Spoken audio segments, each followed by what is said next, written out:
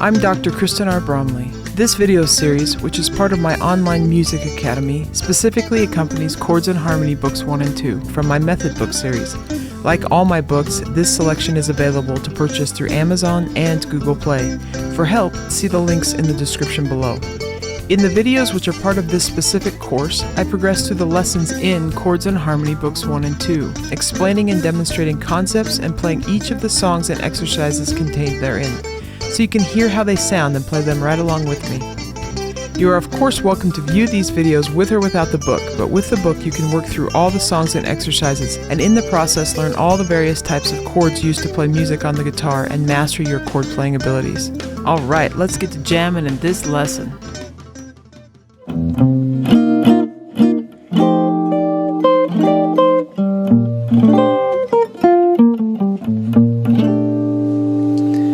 Hi there! I hope you're having a great time learning to play the guitar. Excited to be going through lesson 25 with you. So in this one we're going to talk about 11ths and 13ths. In the previous lesson, lesson 24, we talked about how we can add ninths to our 7th chords or our 6th chords. So in this lesson we're going to learn about adding other extensions, the extensions of the 11th and the 13th to our 7th chords. Our 6th chords, we don't ever really add an extension beyond the 9th. But with our 7th chords we can add the 11th and the 13th. So, as a reminder of where the 11th and the 13th and even the 9th come from. And you can see the theory of these chords on pages 173 through 175. And so, on page 173, for example, with the major 7th chords with these extensions, we're going to see that we're going to get these from a 2-octave version of the scale. So if I play a major scale, but play 2 octaves of it, and if we number each one of those, so root or 1, 2, 3, 4, 5, 6, 7, 8 starts the root again. 9 is step 2, an octave higher. 10 is the 3rd, 11, 4, 12, 5th, 13, 6, 14, 7, 15 back to the octave. So if we arpeggiate that, root 3, 5, 7, 9, 11, 13, we get all the notes in the in chord form, you could say. So we have our 4 types of major and minor 7th chords. We have our major 7th that has a major chord with a major 7th. We have our dominant 7th, a major chord with a minor 7th or a flatted 7th. We have our minor major 7th chord, a minor chord with a major 7th, the only one that sort of has the whole name to the chord in theoretical terms actually written there, and then minor 7th, a minor chord with a minor 7th. With our major chords, when we throw 11ths on, we usually do a sharp 11, which actually comes from a different mode. It would come from a mode with a sharp 4, a Lydian mode, and in the Technique and Theory book, and you can learn about modes, scales on the guitar. But we're going to sharp that 4th, that 11th, so root 3, 5, 7, 9, sharp 11, 13. Same thing with the dominant, the one with the flatted 7th. The reason we do that is because the natural 3rd and the 4th are a half step apart and they clash. But the sharp 11 is kind of coloristic against it. So the major 7 sharp 11 versus the natural 11 would be have a real clash if we had the 3rd in there too. Not as pretty. So we tend to use the sharp 11s with our major chords. We use the natural 11 with our minor chords because the flatted 3rd is a whole step away from the natural 11th.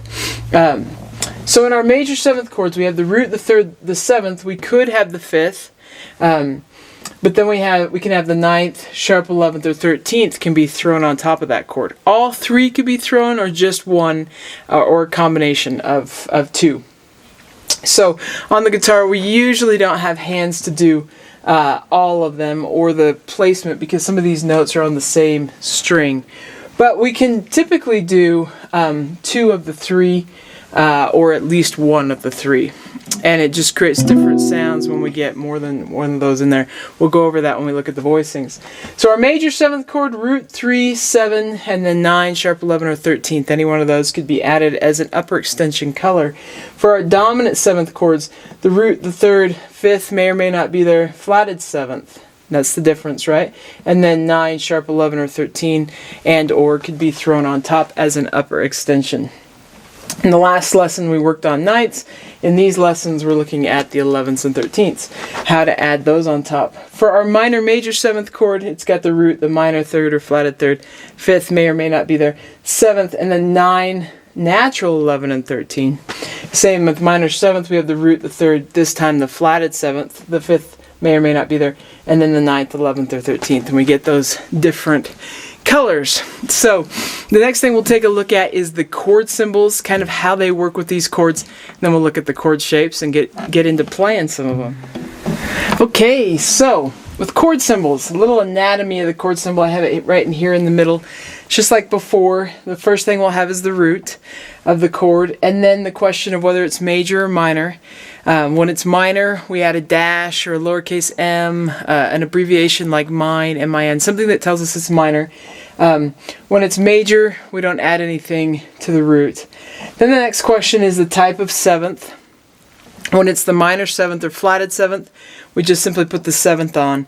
If it's that rich color of the major 7th, then we put something in front of it that tells us that it's a major 7th instead of the minor 7th, which was the one that we more commonly play. So a triangle in front of the 7th, mage, so an abbreviation for major, an uppercase M, so a capital letter M. Those are ways that we can say that it's going to be a major 7th. Now when we're adding colors and they're part of the chord symbol, then the number is going to replace the chord symbol. So we could have a 9 instead of the 7. We could have an 11 instead of the 7, or a 13 instead of the 7. The only one that we don't really get in place of the 7 is the sharp 11, because we have to add that sharp in front of it, the sharp sign, sort of the pound or hashtag looking sign. That would add confusion. So we put the 7 and then we put the sharp 11 next to it. So the rest of these though, 9, 11, and 13, will just simply replace the 7th. Now by implication, if I have a 9th, we know that it's a 7th chord, we've seen those before. It doesn't necessarily imply though that the chord contains the 11th or 13th. However, if we have the 11th, it implies that anything prior to it, within that arpeggiated fashion of 1, 3, 5, 7, 9, 11, could be included in the chord, though we know that we'll probably be omitting the 5th, and that maybe we'll omit the 9th. But the 9th could actually be there, or it might not, which we'll see as we start playing some of these chord shapes.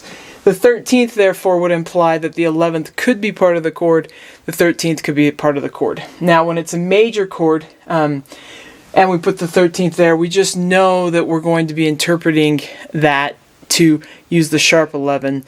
And when we're doing a minor chord, we know that we're just going to be inserting the minor 11th. It doesn't have to tell us that, but it will tell us that when the 11th is actually used. So the 11 for a minor chord, we'll just put the 11th on there, but for a major chord, we'll put the sharp 11.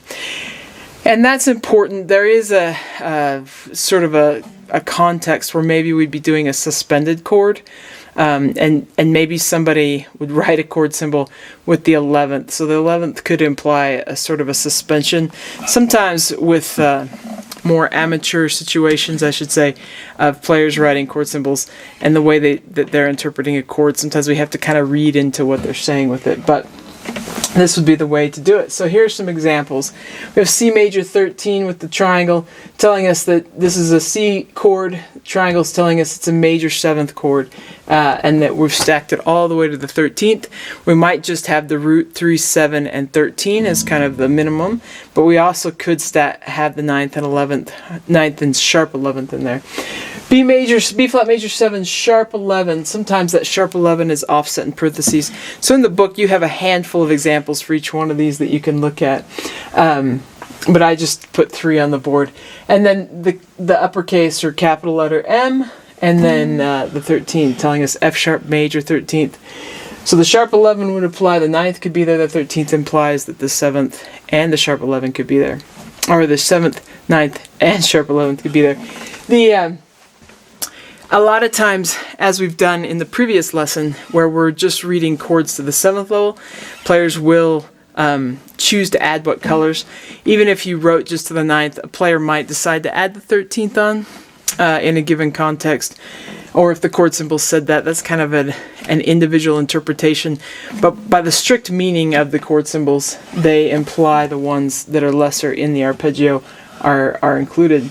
So for our dominant 7th, then we just see the root, and then the 7, and then either sharp 11, B flat 13, that 13 is going to replace the 7th, or another F sharp 7, sharp 11. So there's a couple of examples there. The minor, major, we're going to have the minor sign, then the major sign telling us it's a major 7th chord, and then the 11 has replaced the 7 in the chord symbol to simplify it. The point of chord symbols is to simplify in the most concise manner, telling us what to play without having to write out all the information. B flat, lowercase m, uppercase m. So the lowercase m telling us it's minor, the uppercase m telling us it's a major 7th, and then the 13 there telling us we could have 1, 3, 5, 7, 9, 11, and 13 could all be part of the chord, though we'll probably be omitting some of the less important ones. F sharp minor, major 13, just another example.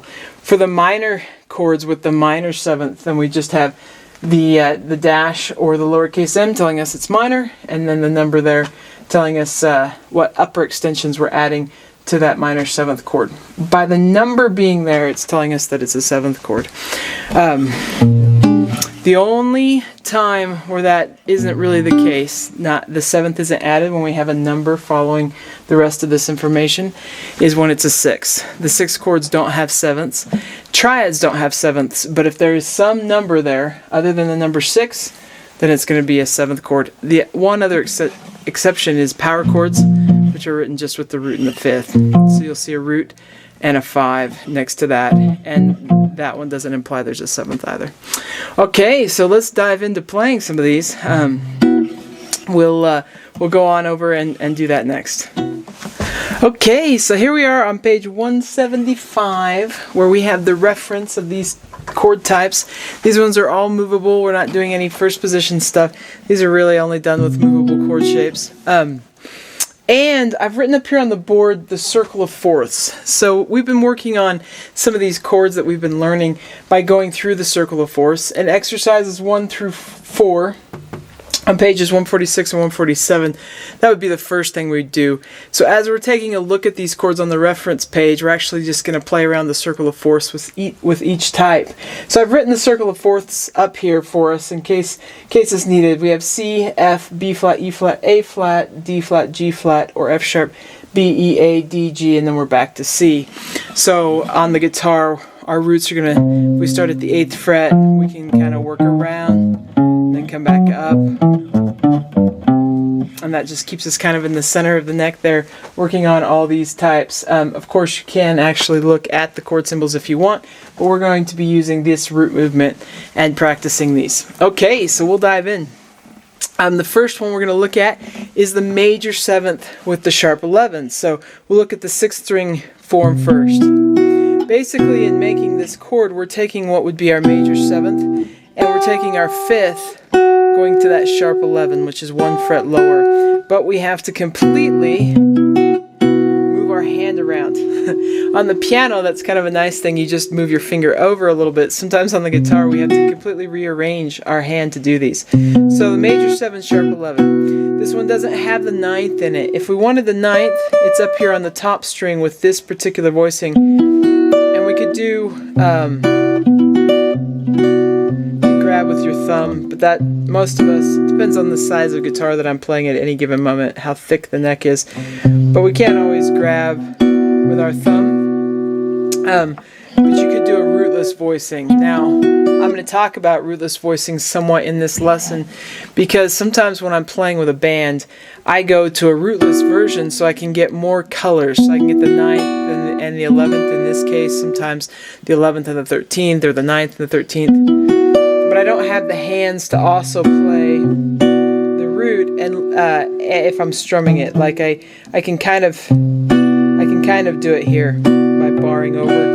But this is pretty tricky because I'm muting this one with that finger while pushing both of these down with that finger. not something that's all that grabbable in a given moment. But that would be how to play a rootless one. And sometimes when I'm doing what's called comping, I'm being interactive around what a soloist is doing in a jazz context. Then a lot of times if I have a bass player playing those roots, I don't need to play the root because it's going to all be heard collectively. But if I'm the only one playing, then it's important that the root gets played. And so I would usually just grab the major 7 sharp 11 and not grab that ninth. We'll practice with a little bit of both today. But so we'll learn it first with this root on those. So we got the major 7 sharp 11, as you can see there. We're going to need the one off the 5th string. Off the 5th string, I actually can bar over and grab my major 9th shape from the previous lesson, and then just bar down, and I can catch that sharp 11 on the top string.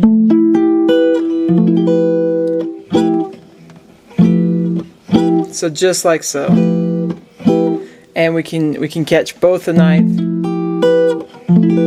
and the sharp 11 in there, which is a really nice sound. So let's take this around the circle of fourths. We'll use our do-dot strumming pattern, and we'll give each chord twice. We'll do it twice for each chord. So we got 1, 2, ready, and we got the C major 7 sharp 11. Now we're going to have the F major 7 sharp 11. B flat major 7 sharp 11, E flat, A flat, D flat, G flat, we got the B, then we got the E, we got the A, we got the D, we got the G, we got the C. We'll just end there on that C. Such a nice sound. Now, if we were to do these in a rootless context, then my major 7 sharp 11 off the 5th string, I went to that one first, oops, which is okay. So here'd be like my F major. I still need to visually, for me to see these chords, I see where the root is, even though I'm not playing the root. And I can pinch those four notes. For the other one, I've got I get to reach for that pinky up top. So my ninth's going to be on the top string, my sharp 11. So I hit here, but I see where that root is, and we'd move around just like so. Let's do that. Practicing in a rootless context.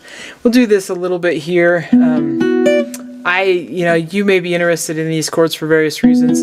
If you are interested in them for jazz reasons, or if you're playing in bands and so on, and you're not playing the root, sometimes it's nice to play these higher chords that have more color. They have what we call the guide tones, the 3rd and the 7th, which define the quality of the chord. And then the root, and a lot of times the 5th, will be being played by the bass player a lot, so we don't need those as much. So here we go, in the rootless context, we got 1, 2, ready, and I got the C major 7 sharp 11, well, C major 9 sharp 11, I could say. Now to B flat, now to E flat, now to A flat, now to D flat, now to G flat, now we got B, now to E, now to A, now to D, now to G, and now to C. We'll end there on the C. Okay, so that's sharp 11. That's the major 7 sharp 11. Let's look at the major 7 with the 13th. So for this one, the 13th and the sharp 11 are on the same string. So we can't have both of them in the chord. The sharp 11, the 5th, the 13th, they're all on the same string, so we can only have one. So we won't be able to have the sharp 11 in there, but we've got our major 7 shape. Our 13th is 2 frets higher. So we get this beautiful major 13. And we can, if you go up to the top string, you could add the 9th in. So you can get the 9th in there. Makes it a 5-note chord. Both are great. Sometimes I grab it without the 9th. Sometimes I grab it with the 9th. If I was in the rootless context, I would grab the 9th and the 13th, but wouldn't have the root in there. This is a case where I could capture both. But I might choose to just not have the root on there because it's getting in the way of the bass player in maybe a jazz sort of interactive kind of comping context. So we have the major 13 on that string. On this next string, the 5th string form, the 13th's on the high string. Now if we had the fingers for it, which we don't, we could play the 9th. We can in a rootless context because our root, I'm trying to bend over, it's not quite coming through, but kind of cheating it a little bit to get to hear that root sound. But our F major 13 in a rootless context, we can get the 9th in there easy because it's on the 2nd string, and we can fit them all in. But we can't bar between those. But to play it without the 9th, if I've got the root in there, then I'm just going to mute that 2nd string. If I bar with my pinky, I'm doubling up on the 3rd, and that's an okay thing to do if you need to or want to. And there might be a case where you'd want to. Doubling the 3rd isn't as hip, so to speak. Some people might say it's not as hip. Theoretically, it doesn't add. It can kind of just clutter up the chord a little bit, but both are okay. That's why, though, that it's suggested without the doubled thirds. So we get the 13th, just like so, and the major 13th. You can choose if you want to add the 9th on top of that. 113. We'll do this first with the root, and then we'll do the rootless version. So let's go around the circle of 4ths twice per chord. Do, dot. Just like so. Make sure I strum that 13th in there. So you go 1, 2, ready, and we get the C major 13. Then we got the F major 13. We got the B flat major 13. We got the E flat major 13. A flat major 13. D flat major 13. G flat major 13. B major 13. E major 13.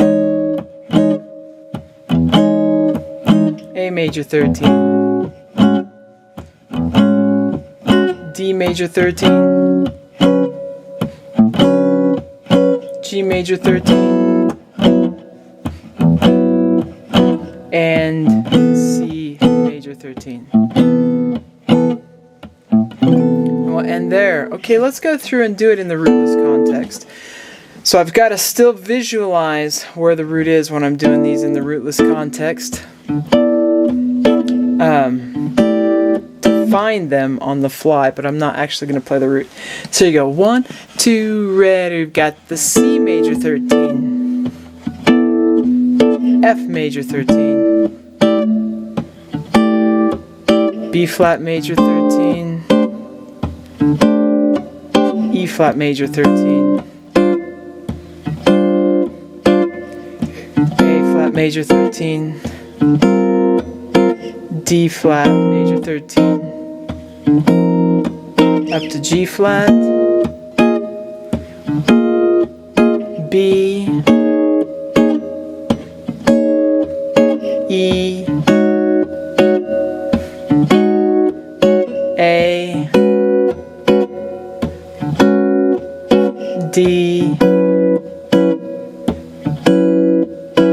G, and C.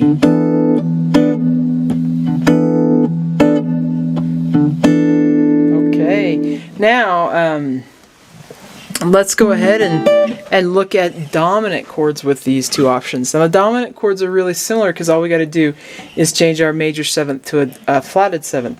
So if we're looking at the sharp 11 option first, dominant 7 sharp 11 with the root on the 6th string. Before we were doing major, I just have to move my ring finger over by a fret and I get that dominant 7th with the sharp 11.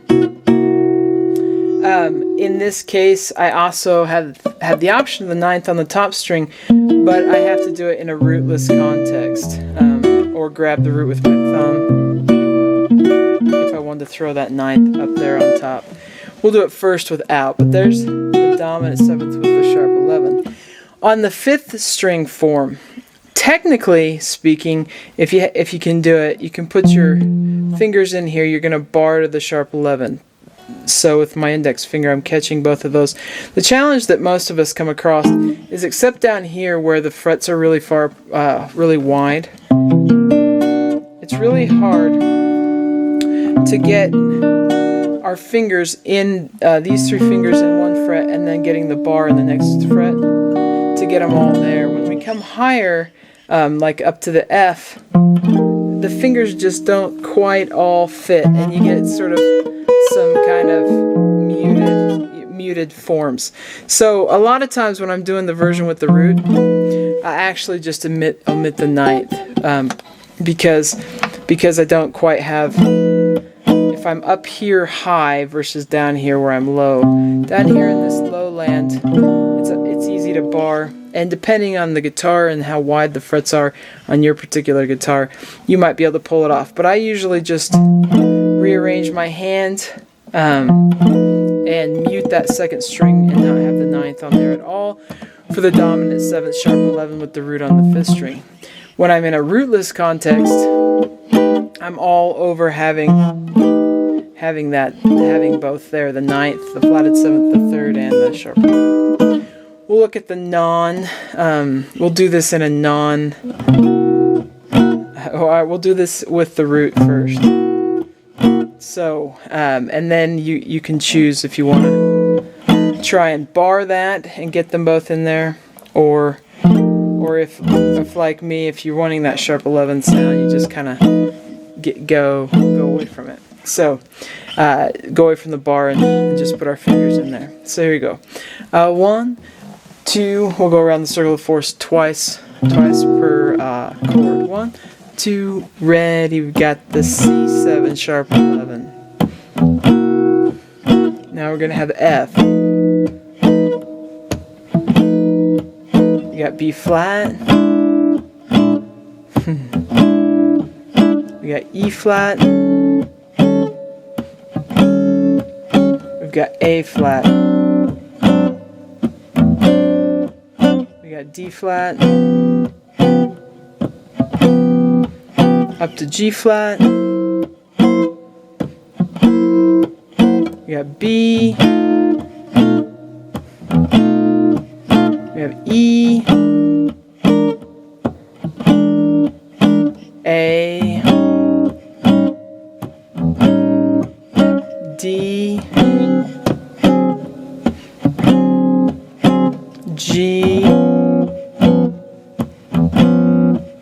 And then we got the C. And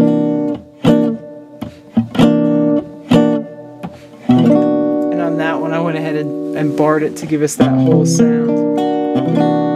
So just like so. Now in the rootless context then, I can throw the 9th on the top string, and I can easily get both in there and for the F chord taking off that 5th. So here's the rootless, here's going through with the rootless chords. We got 1, 2, ready, and we got C, 7 sharp 11, now the F, B flat, E flat,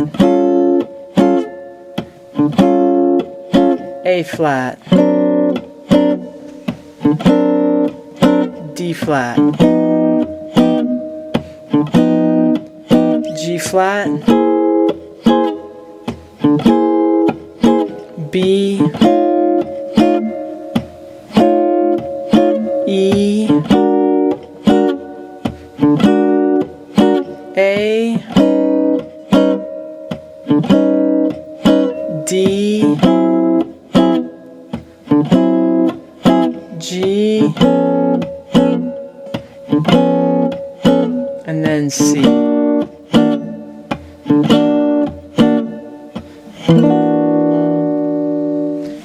Okay, so we'll take a look at the dominant 13th chords now.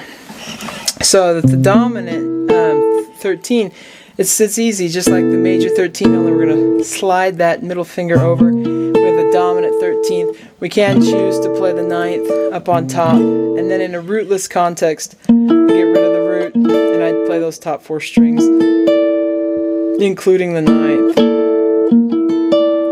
The dominant 13th off the 5th string is easy. We can play our 9th chord and then add our pinky to the top. So we usually do include the 9th when we're playing the 13th. In a rootless context, we do as well. So we'll do it first with roots. This chord, these 2 chords played so often. So we'll go around the circle of 4ths with the dominant 13th. So you got 1, 2, ready, and we got the C13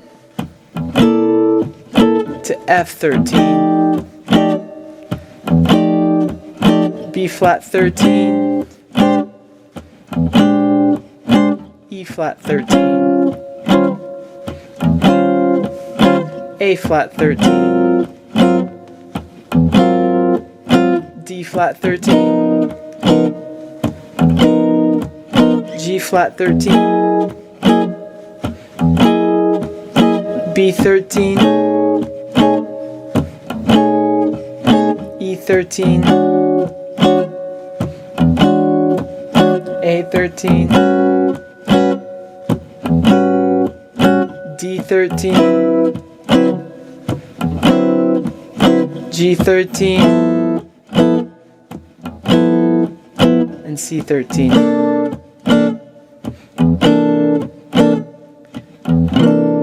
Let's go through the rootless context now. So, still keeping track of that root so we know where we are.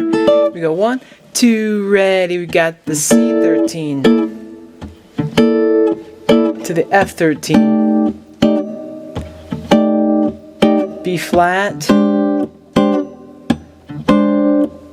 E flat, A flat, D flat, G flat, B, E, A, D, G, and back to C.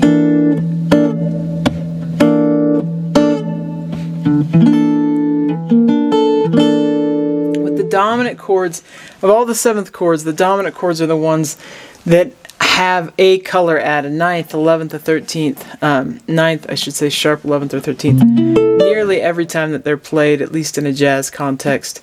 They're so common as is in the other chords, they're really spiced up there. So those are great ones to know. Okay, so let's look at the minor side now. So with the minor chords, when we add the 11th, we add the natural 11 instead of the sharp 11. We're going to start with our minor major 7th sound and our 11. So our 11 sits 2 frets lower than the 5th. So when we've been playing our minor major 7th with the 5th, now we're going to play that minor major 7th with the 11th. Kind of a pretty, you could say modern, not pretty modern, but a pretty sound that is sort of modern. It's got a tension. When it comes to this kind of chord, it's the tension that sort of give it its beauty. 11th. Not a chord you pull out for everything, but when you use it, it's just what you need. So the minor major 11th off the 6th string, the minor major 11th off the 5th string is not so bad. It'd be like playing your minor major 9 chord, but barring over to catch that 11th on the top string.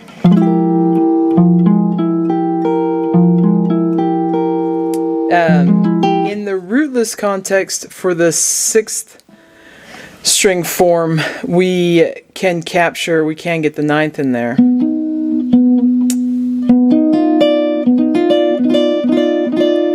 And then with the 5th string form, we're kind of already getting it with the root. We could of course play it without too. So let's go ahead though and play the one with the root, going around the circle of 4s, just like so. And then we'll be up to the one off the 5th string to B flat, just like so. So here you go. 1, 2, ready, and C minor major 11. B flat minor major 11. Or sorry, F. Now B flat minor major 11. E flat minor major 11. A flat minor major 11. D flat minor major 11. G flat minor major 11. B minor major 11. E minor major 11. A minor major 11. D minor major 11. G minor major 11. And C minor major 11.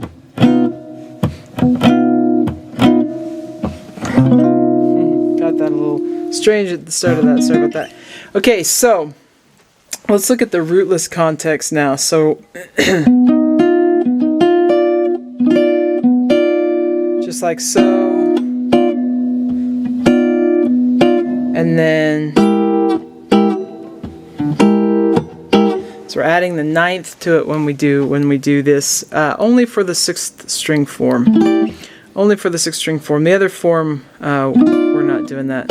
We already had it in it, actually.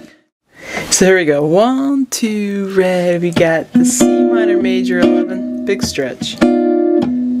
F minor major 11. B flat minor major 11th. E flat. A flat, big stretch, really big stretch. D flat. G flat.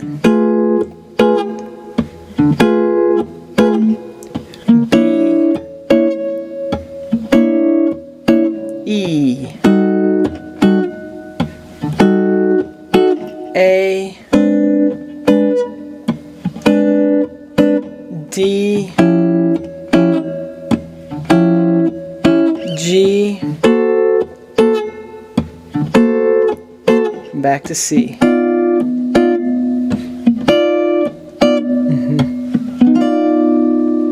Okay, so there is the 11th. Let's look at the minor major 7th chord with the 13th.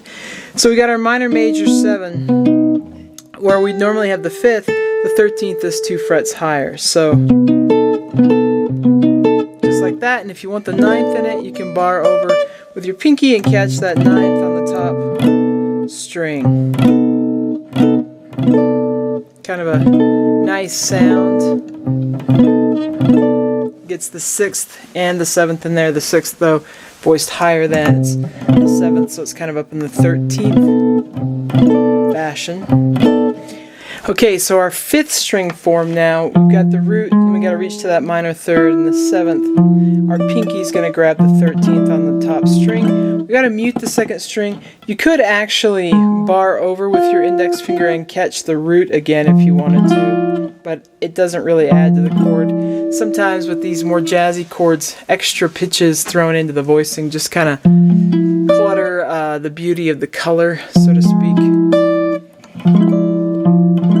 So kind of a big reach, kind of nice. Though now in the rootless context, we can get the 9th in there too, which is really nice. And on the other option, it doesn't really change anything when we go to the rootless one, but because we can get the 13th and the 9th in the chord, but it takes out the root. So let's go through first and do the ones with the root on. Then we got that big stretch. So here you go. 1, 2, ready, and we get the C minor major 13, F minor major 13, B flat minor major 13, E flat minor major 13th. As we go low, it's going to be a big stretch. A flat, D flat, up to G flat, B, E, A,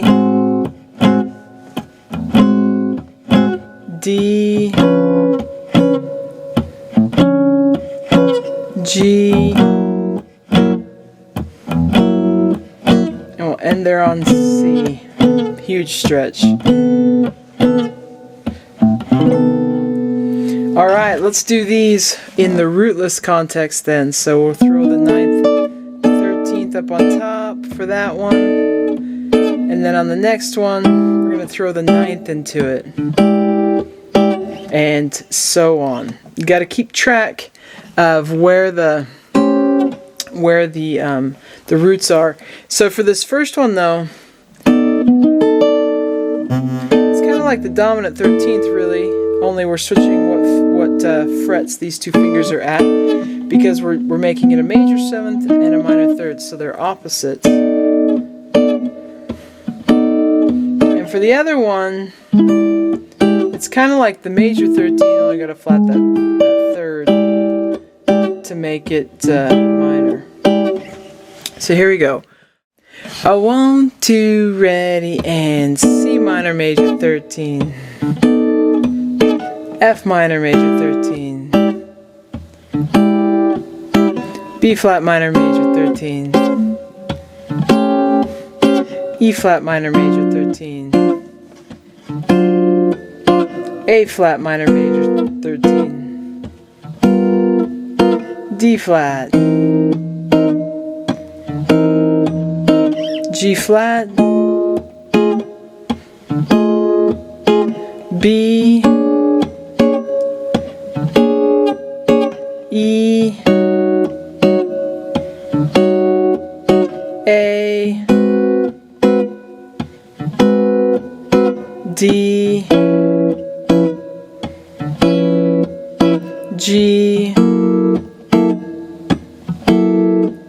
big reach on C.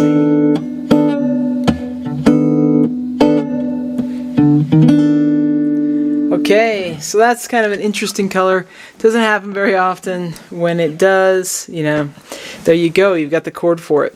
So the minor 11th though, this sound we do use a lot. So the minor 11th sound, root plus that flatted 7th, flatted 3rd, and then the 11th, so we're replacing the 5th from our minor 7th chord, putting the minor 11th there. In a rootless context, I could go and climb up to that 9th as well and kind of get both. Right now we're looking here. So there's the 6th string form. off the 5th string form, you got to do a bar. So this one, most of us are okay at getting it to work, unlike the dominant 13th where we can't always get our fingers into that tight space. We tend to not have a problem barring out that extra fret far away for our minor 11 off the 5th string.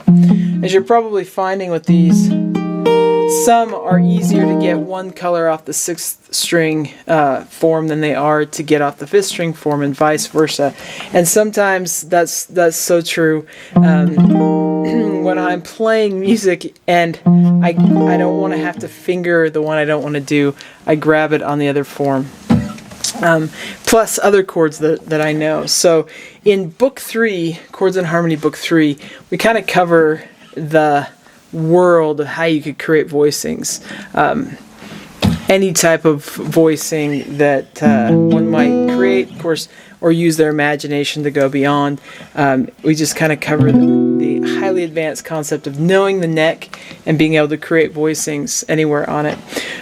In here we're getting some typical voicings, some common ones that are used. So we got C minor 11, and then we'll have F minor 11, B flat minor 11, E flat minor 11. Here we go, same pattern. So you got a 1, 2, ready, you've got the C minor 11, then F minor 11, B flat minor 11, E flat minor 11, A flat minor 11,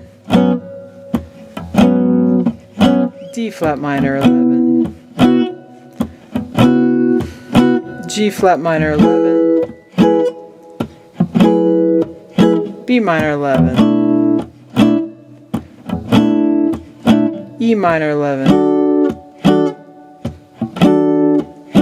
A minor 11, D minor 11, G minor 11, and C minor 11.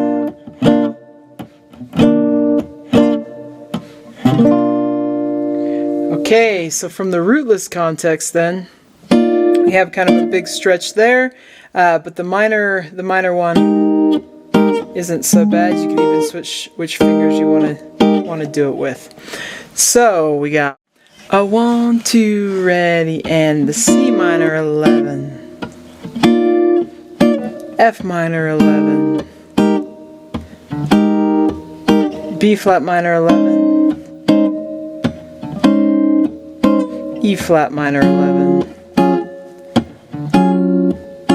A flat minor 11, big reach, D flat minor 11, G flat minor 11, B minor 11, E minor 11, A minor 11, D minor 11, G minor 11, and C minor 11.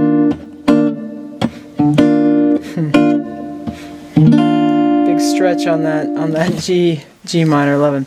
Okay, so let's look at the 13ths now. The minor chords with the 13. So our 5th, our 11th, and 13th are all in the same string. So we're replacing the 5th with the 13th, and you can grab the 9th on top if you want to for that 6th string form. On the 5th string form, it's just like our 9th chord, only we got to reach up here. Our minor 9th chord, but we got to reach up here to add the 13th in. So we'd have like C minor 13. You can grab that 9th, and then the thing to watch as you go from one to the next is the pinky's got to move strings. If it's barring over and grabbing the 9th in the 6th string form, it can't continue to bar in the 5th string form too. It's got to move. Okay, so here we go. A 1, 2, ready, and C minor 13, F minor 13,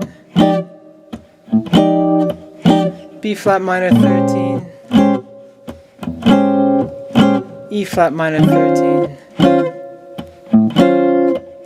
A flat minor 13, D flat minor 13, G flat minor 13, B minor 13, E minor 13, A minor 13, D minor 13, G minor 13, C minor 13. Big reach.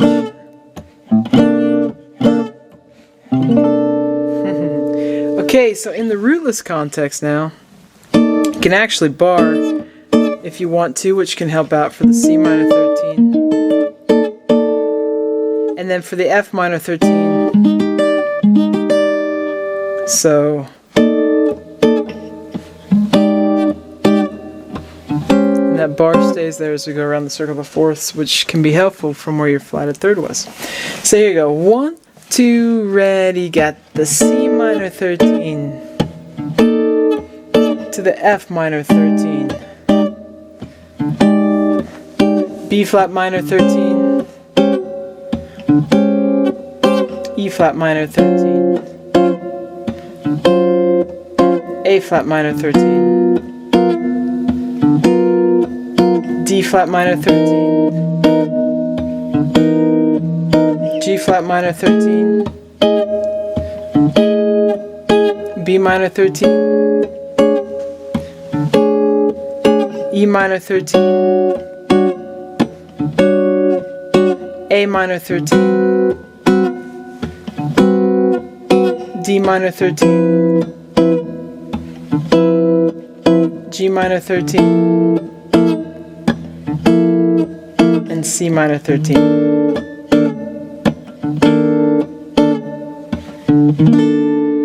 Alright, so that takes us through all of those chord types. Now, and the directions on ways to apply these and sort of get used to them in context, we have the chord progressions from lessons, the two lessons that were on our major 7th chords and our major 6th chords, so lessons 22 and 23. I'm not going to take you through the ones in lesson 23 as they've got a lot of 6th chords, but and you probably only want to play along with me so long anyway. But I will go through in context and kind of show us how to use these in various ways with the chords progressions from lesson 22, where we were introduced to our 7th chords. And the first thing we're going to be doing is looking at 2-5-1s. So now with all these colors, we've just opened up all these options between the 9th chords and now adding the 11th and 13th as options as well. When we play our 2-5-1s, we could have different ways of maneuvering through those that get different colors, and we'll look at that, and then we'll look at some of the progressions in that lesson and some of the ways that we can work through them. Not every possibility. I'll stick to the ones that have roots, but you could practice along doing the rootless ones. If you're really into jazz and you want to use sort of chords that you might use while playing in a combo or a band, then sometimes this voicing just sits right against whatever somebody else is playing. These rootless voicings, I use those a lot in the comping context, as well as other types of voicings too. So we'll go there next. We'll head on over to page 147 and we'll take a look at the 2-5-1 progressions, and then we'll continue on and look at some of the other progressions too. Okay, so here we are on page 147. We're taking a look at number 5. This one is great practice with our 2-5-1 progressions. It goes through all 12 keys. So we're getting a 2 chord, the minor 7th, in a key going to the 5/7 chord in that key, going to the 1 major 7th in that key. Now, when using 13ths, I often use those in relation with the 9th chords. So I might use a 9th on one and then go to a 13th on the next. Or I could use the 13th on both. But I tend to use, there's a tension level, I should say, with the sharp 11 that's different, so to speak, than with the 13th. And so I tend to stick to more 13ths and 9ths together in 2-5-1 progressions, and even overall in an overall progression. And if I'm using that sharp 11 color, then I use that sharp 11 color a lot. The minor 11th might be an option where I do it a little differently, so I don't always use that and then have to use that sharp 11 with the 5/7 chord, though I could, and then go to the major sharp 11. But there's a coloristic nature to the 11th that's sticking to the 11th. So we'll kind of go through some of these progressions with that in mind. We'll use the 11ths and then we'll switch over to the 13ths, because in a given moment we might keep those colors similar, keeps voice leading similar. So if we do number 5 with going through using the 13th chords, we got the minor 13th. We've already done the one with just the 9th, and that's an option as well. We did that one in the last lesson, so when we did our lesson on 9ths. But we got the 13th, and we got the dominant 13th, and then the major 13th. So off of that string, and when we do the other string, we'll have our minor 13th, to our dominant 13th, to our major major 13th. And on that one, we only can have both in the rootless context, which is what my system was kind of going for there, because that's a lot of times what I would be grabbing in a comping context. But we'll go ahead here and have the roots on there and go through this one. So we're going to have the 2 to the 5 to the 1, and then it'll be the new 2, and so on with the 13th. And then the other set will have the 13th to the 13th to the 13th. So we'll get them both in there. So here we go. 1, 2, ready. We've got the D minor 13 to the G 13 to the major 13, C major. Then it's going to become C minor to the F 13 to B flat major 13. These are nice sounds. We got the B flat minor 13, E flat 13, A flat major 13. Then we're going to have the A flat minor 13, D flat 13, G flat major 13. Becomes F sharp minor 13, B 13, E major 13, E minor 13, A 13, D major 13. Then we're going to have D minor 13 to the G 13 and C major 13. Catch the other keys: C sharp minor 13, F sharp 13, B major 13, B minor 13, E 13, A major 13, A minor 13, D 13, G major 13. Gonna go up higher for the G minor 13, C 13, F major 13. We're gonna have F minor 13, B flat 13, E flat major 13, E flat minor 13, A flat 13, D flat major 13. And then we'll have the D flat minor 13 to the G flat 13, and end there on B major 13.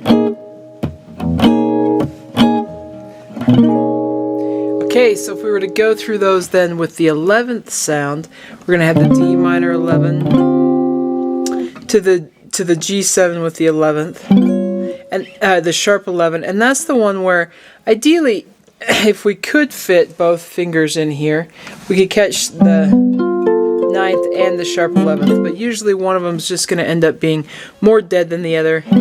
So when practicing and really wanting that sharp 11 sound, then I just mute that second string. So we have the D minor 11 to the G 11 to the C major sharp 11. So I should say G7 sharp 11, and then we're going to have C minor 11. So that'll be that set. And then on the other set, where we've got the minor 11th, we have room to actually bar and get them all in there okay, more than we do with the dominant version. So we have the minor 11th and then the dominant 7 sharp 11 to the major 7 sharp 11, where we also have room to sort of bar and get that in, because these two fingers are in different frets. It's trying to get those two fingers in the same fret. That's hard, and maybe it works for you and you can do it. Sometimes I will grab it that way.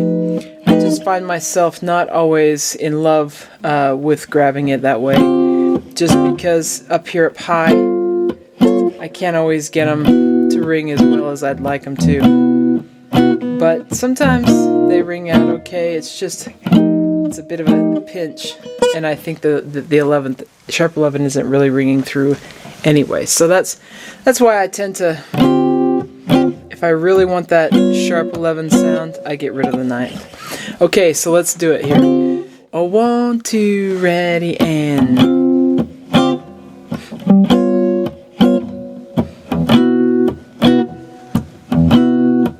get the C minor 11 to the F to B flat.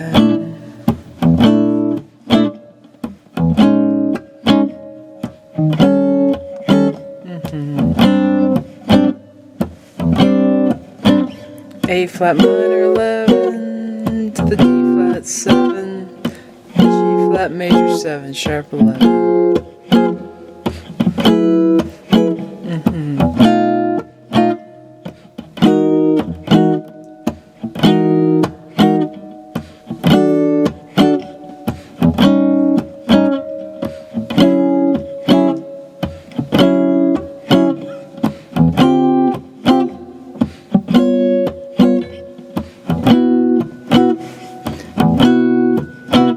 C sharp minor 7 to the F sharp to B major.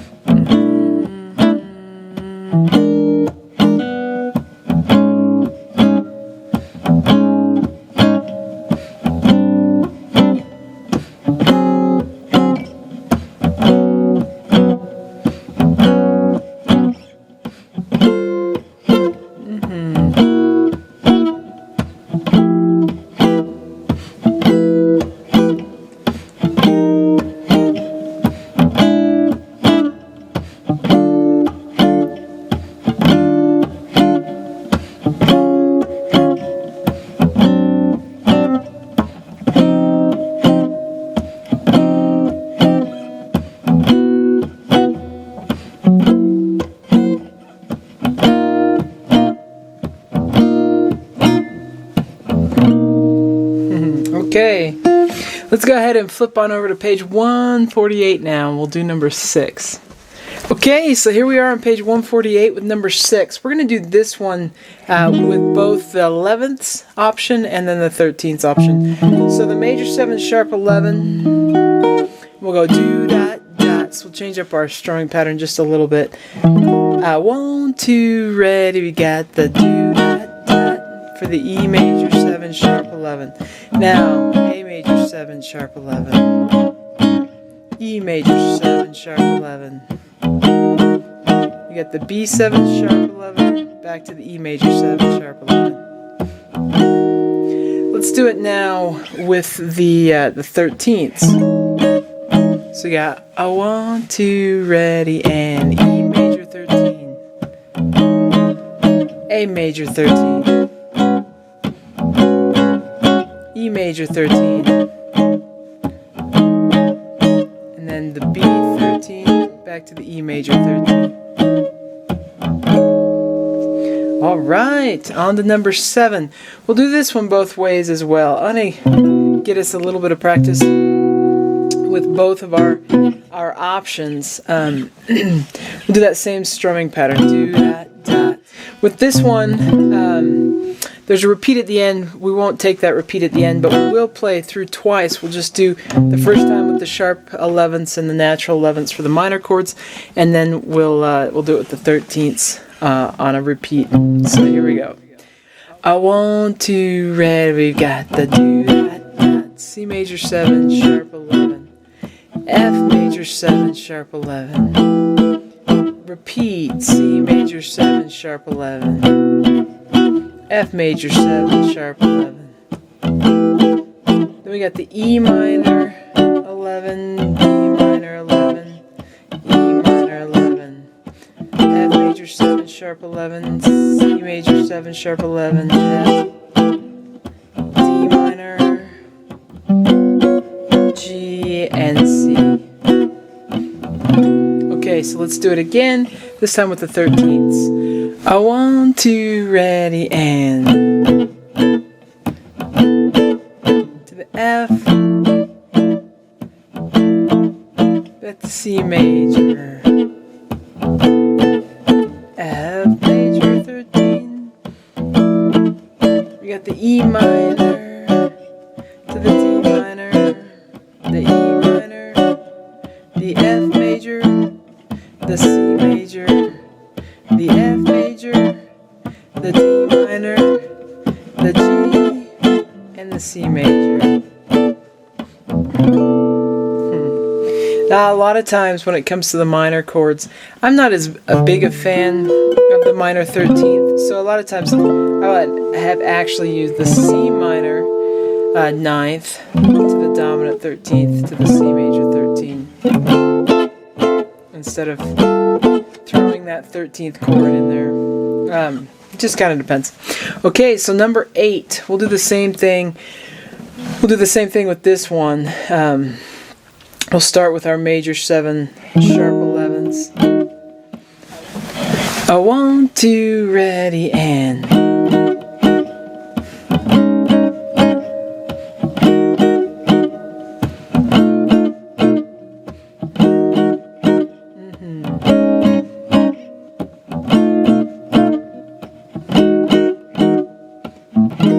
okay, let's do it with the 13ths now. So you got 1, 2, ready, and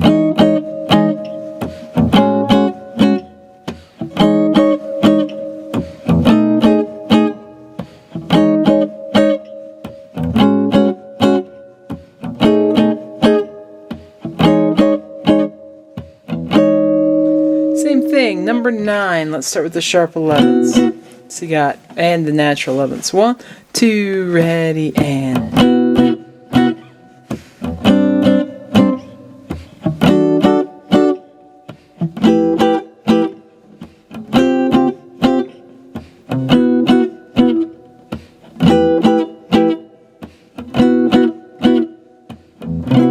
okay, so now number 9 with the 13ths. A 1, 2, ready, got the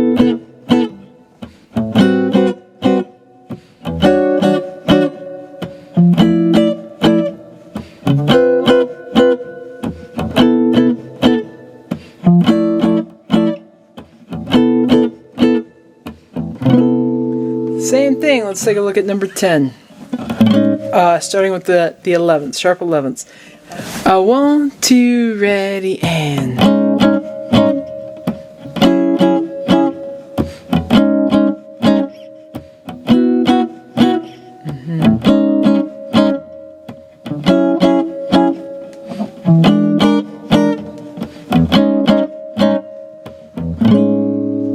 Alright, now with 13ths. 1, 2, ready, we go.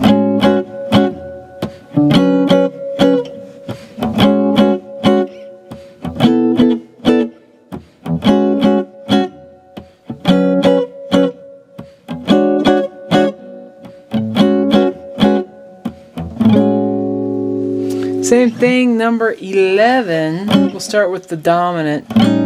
Or sorry, we'll start with the sharp 11th. So this will be A7, sharp 11 to the D major. This one's going to have a spot with 2 chords per bar, so that's how that'll go. There at the end. 1, 2, ready, and.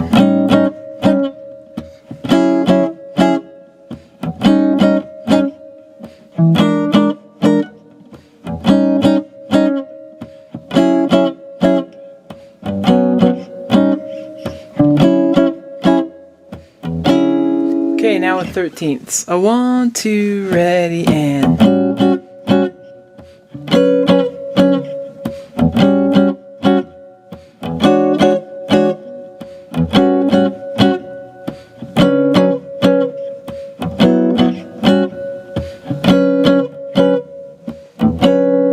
Okay, number 12.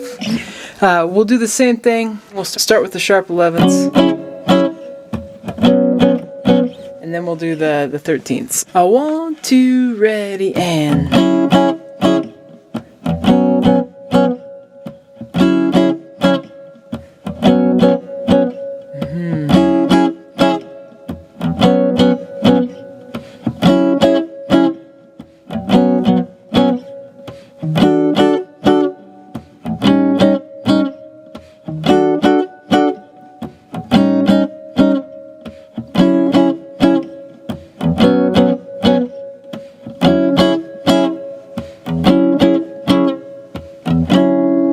Okay, so let's do it with 13ths now.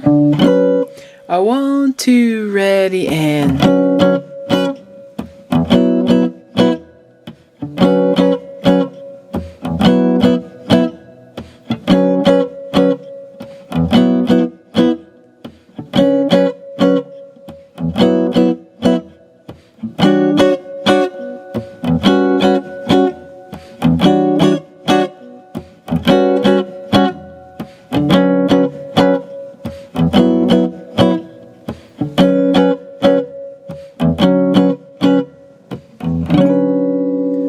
Okay, so number 13.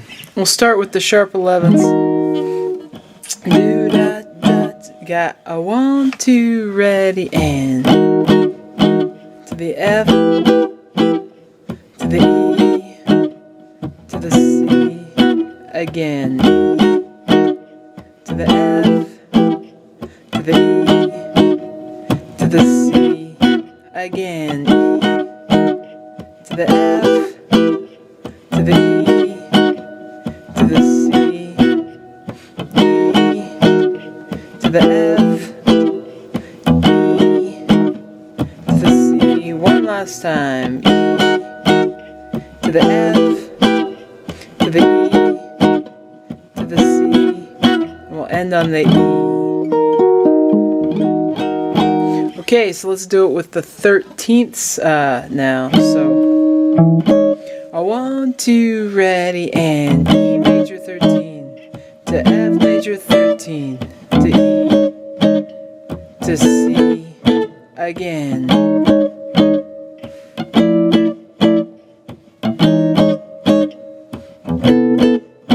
And E, to F, to E, to C.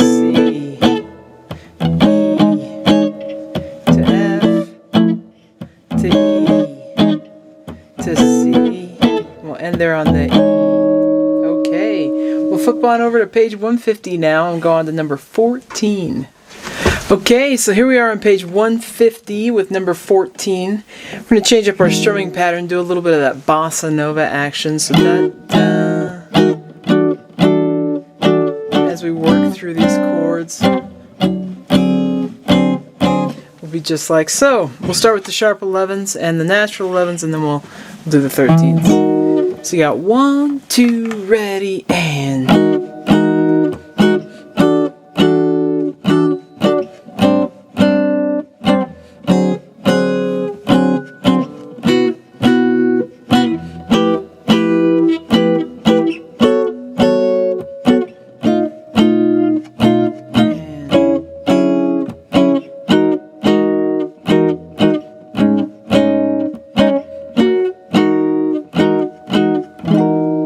Okay, so now with the major 13ths.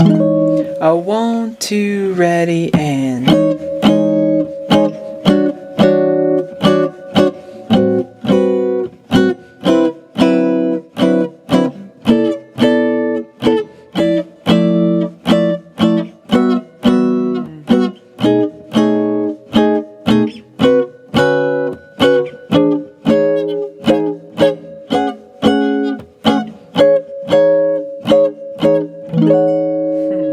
Went a little higher than normal on those. Not sure, you probably didn't do that, and that's A-okay. Alright, number 15, same thing. Start with the 11ths. A 1, 2, ready, and.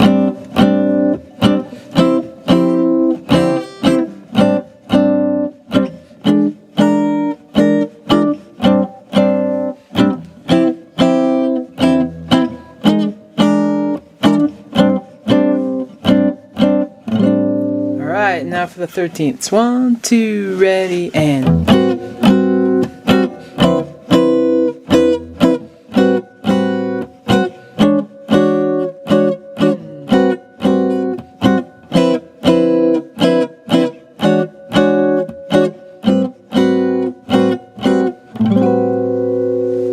Okay, number 16, we'll start with the 11th. So we got 1, 2, ready, and.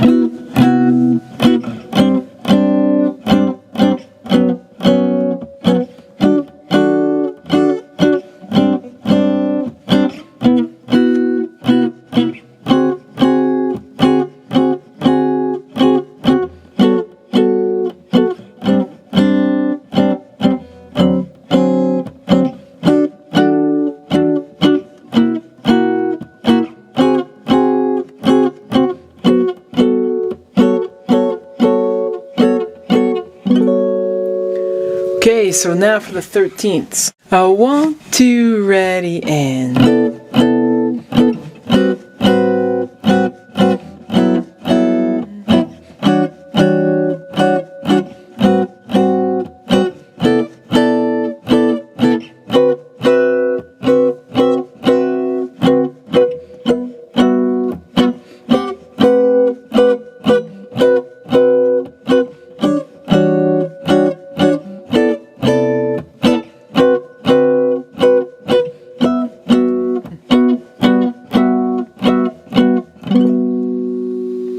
Okay, number 17, we'll start with the minor 11th. 1, 2, ready, and.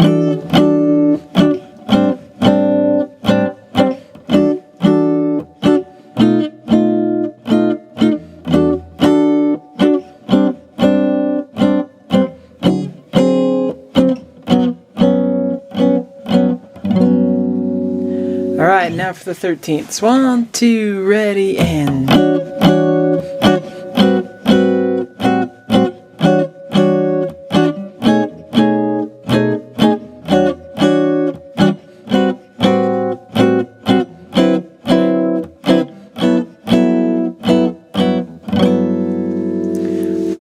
Okay, so let's move on to number 18 now. Now that we've had a chance to kind of isolate our 11ths and our 13ths, we're going to start playing these just one time through, and we can even introduce some of the 9ths. And there's places where I might prefer actually to use the major 9 or major sharp 11, but then grab the 13th or the dominant 9th instead of the dominant sharp 11 on the 5th string, since that voicing isn't as friendly. It's probably not one that I'm necessarily going to grab from here to here. I might grab the 13th instead. And so we're going to be a little more improvisatory about the colors that we're choosing. And a lot of times with this, I'm going to demonstrate, I will change colors from one chord, one rhythmic figure to the next. So do dot. I grab the 13th and then I grab the 9th on top. It creates like this melodic sort of change. And then I can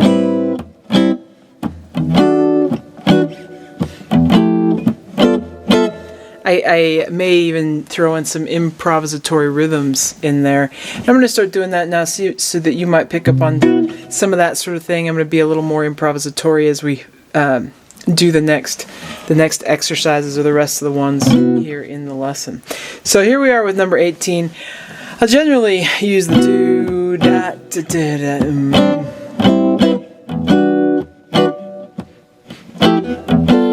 and I may throw in some different variations, and yours may be different, or you can transcribe and do what I do. So here we go. I will try throughout to make a use of various 11ths, 9ths, 13ths, and so on, and get improvisatory about it. So here you go. 1, 2, ready, and...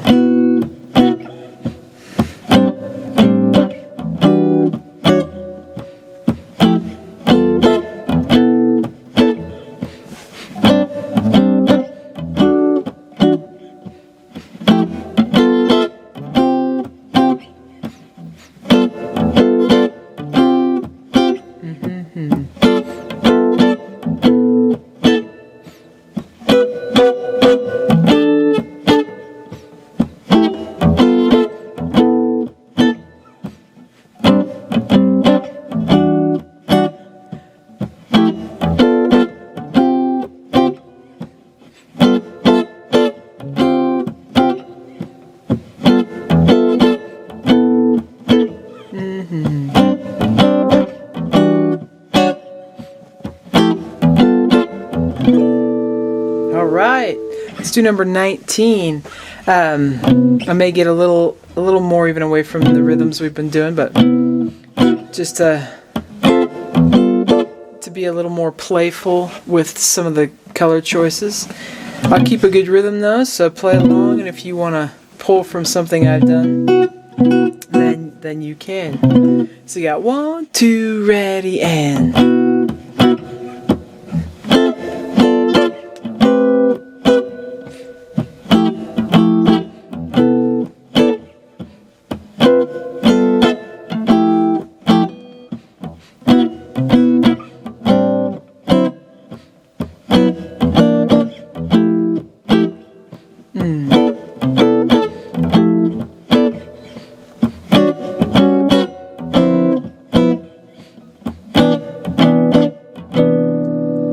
Alright, let's flip on over to page 152 and do number 20. So here we are on page 152 with number 20. I'm going to keep doing this sort of rhythmic ideas based on do, dot, or dot, do, dot, or do, dot, dot, that sort of thing. But being a little improvisatory on the voicings that I'm choosing, even sometimes pulling from the 9th chords. And you can do the same. If you really like something I did, then you can always rewatch and pick up that exact technique. This is sort of the random type of comping I might do if I had a bass player playing the bass lines, maybe a drummer, and I'm comping behind a soloist. So I'm playing chords under a solo in a swing style. This is the sort of thing that I would be doing. Alright, so here you go. 1, 2, ready, and...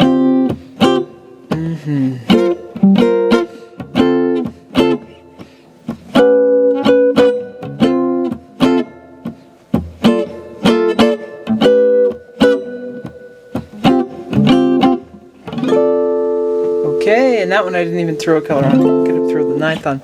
Number 21. 1, 2, ready, and...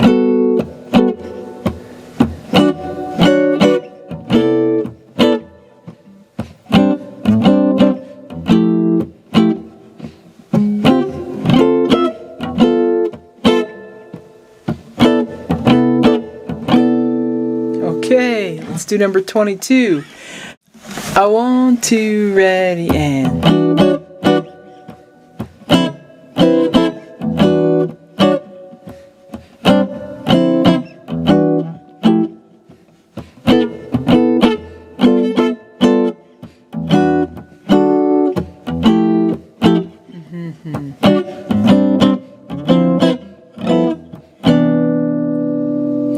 Alright, number 23.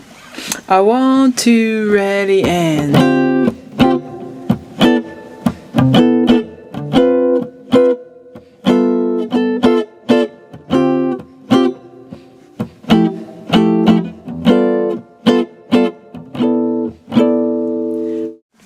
Okay, so on to number 24 now. With this one, this is the first time that we've seen minor major 7th chords in context. So with this one, we'll do it both. With number 24 and 25, we'll do it both ways again. So we've got the minor major 7th with the 11th, and then the minor 7 with the 11th, the dominant 7ths with the 11th, the sharp 11. We'll do it that way, and then we'll do it with the 13ths. So, and I'm just going to go back to the da da, so we can focus on those chords. So you got 1, 2, ready, and.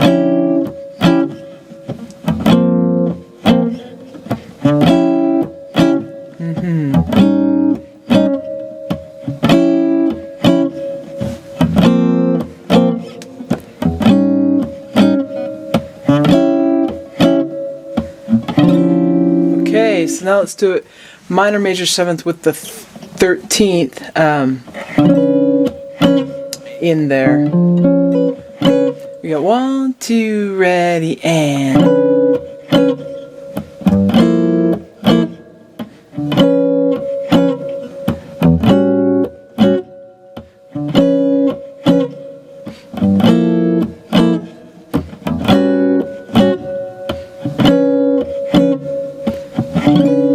Okay, let's do the same thing with number 25. We'll start with the minor major 7th with the 11th, and the dominant with the sharp 11. So, and the minor 11ths too. So you got 1, 2, ready, and.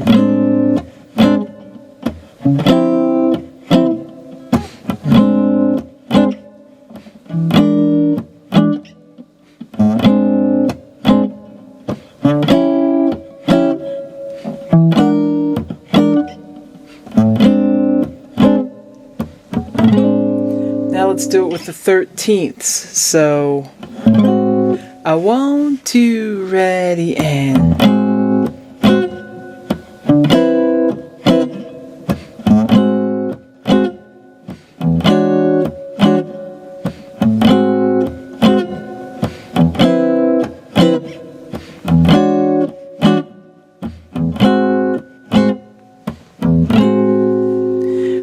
Alright, so let's move on to number 26 now. I'm going to go back to being random about the chord voicings that I choose between 13ths, 11ths, 9ths, and so on. The string pattern, I go down, down, down. Give us a nice 6/8 time sort of thing. So here we go. 1, 2, 3, 4, 5, 6, 6, 5, 4, 3, 2, 1.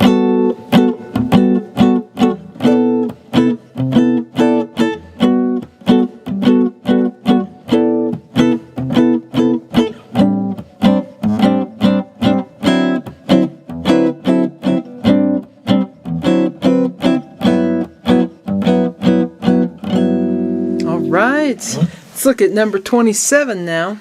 I'm going to continue to be random about the chord voicings that I choose, and a little bit with the rhythms. So you got 1, 2, ready, and.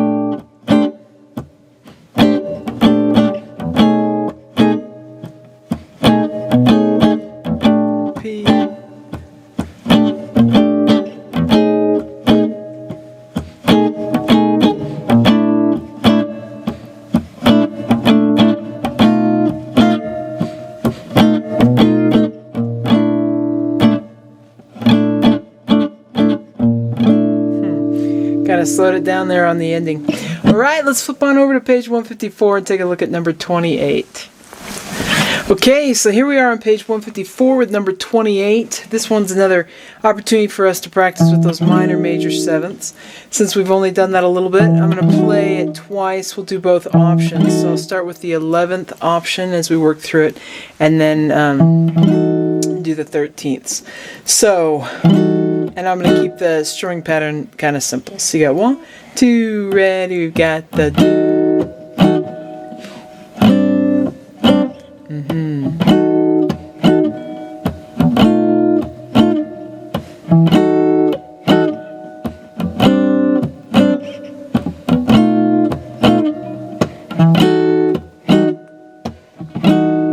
Alright, and I'm going to go ahead, let's do that with the 13ths now. So 1, 2, ready, and...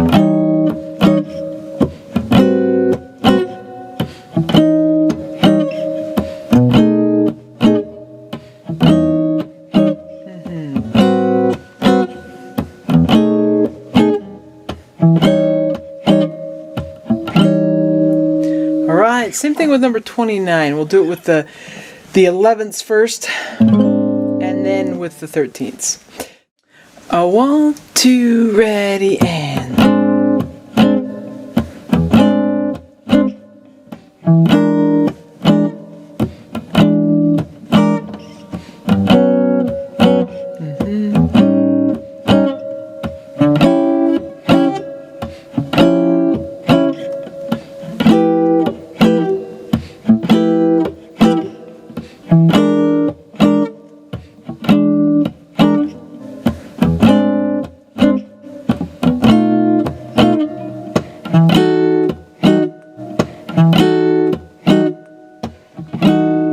Alright, and I'm going to go ahead, let's do that with the 13ths now. 1, 2, ready, and...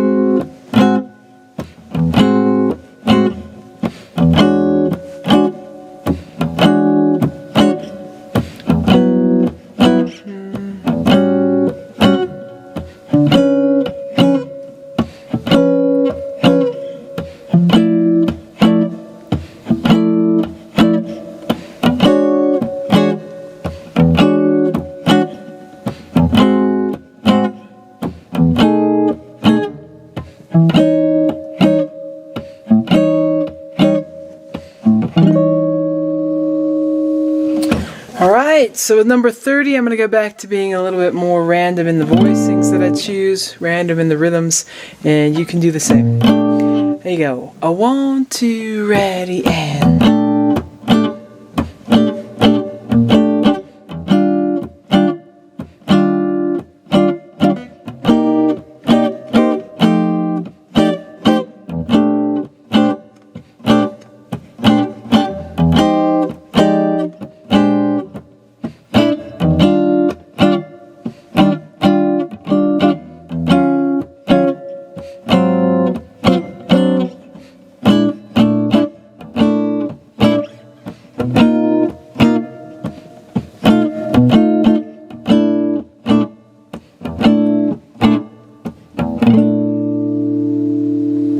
Okay, so on the number 31, same kind of thing. 1, 2, ready, and...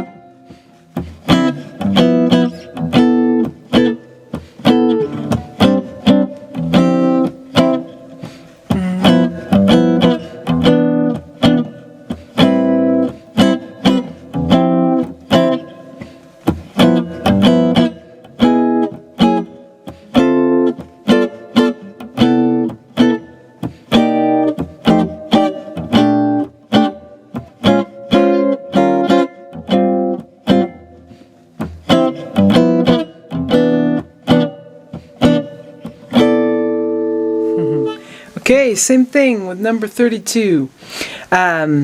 I want to ready and.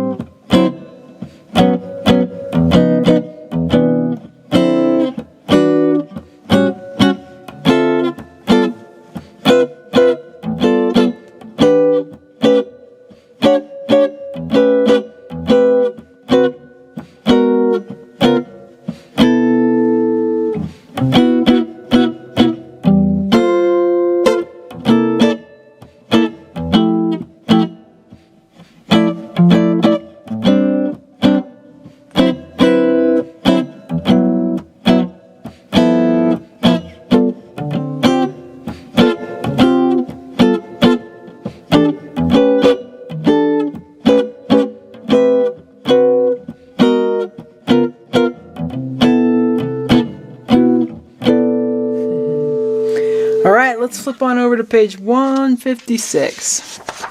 So here we are on page 156 with number 33. We'll just continue on kind of with random choices, comping in sort of a jazz swing fashion. We got 1, 2, ready, and.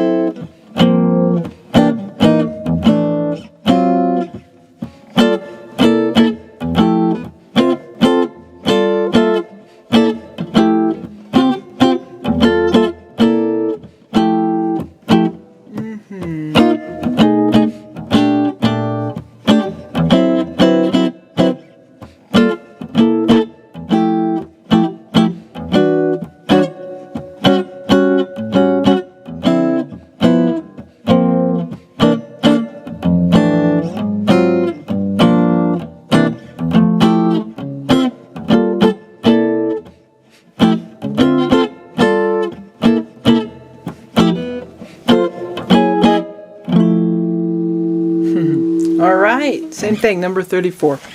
I want to ready and.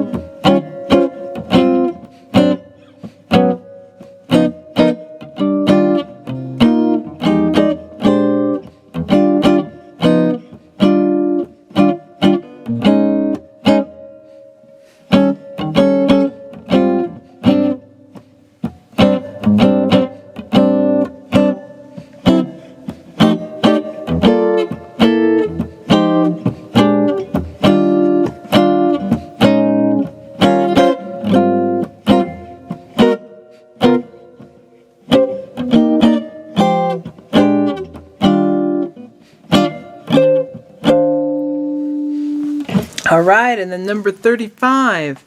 I want to ready and.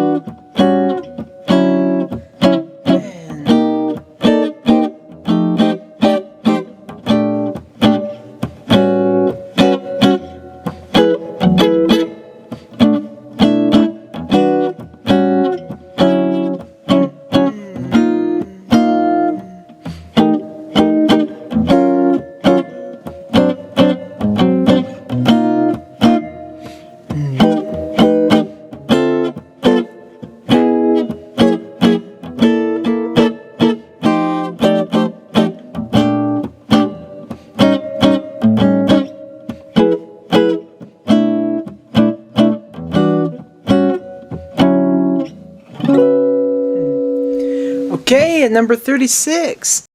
I want to ready and.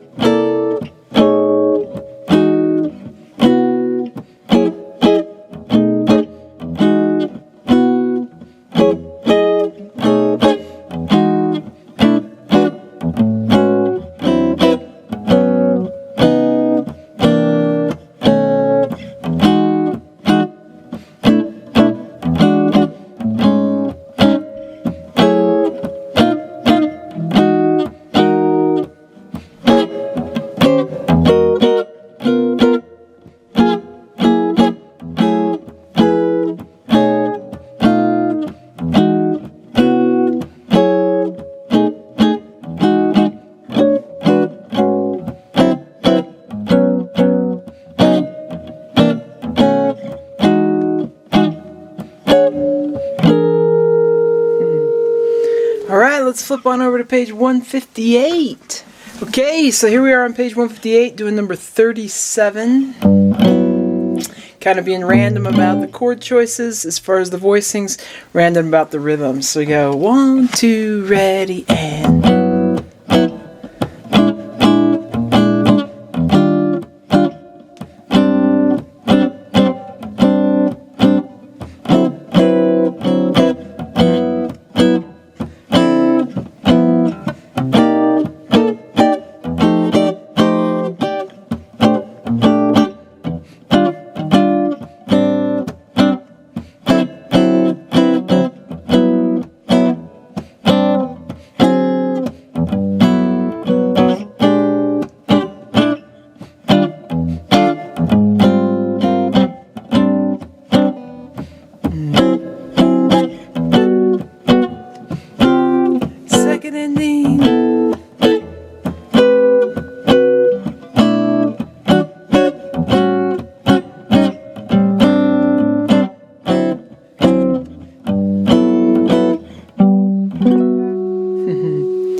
Alright, and number 38.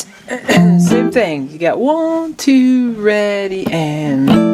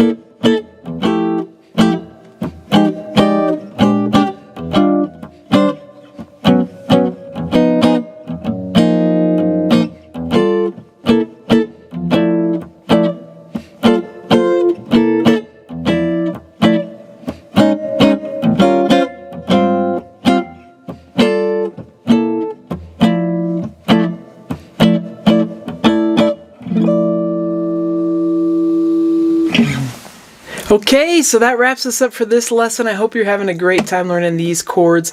If you want more progressions to practice with, then you could go on and do the ones from lesson 23 as the directions sort of suggest.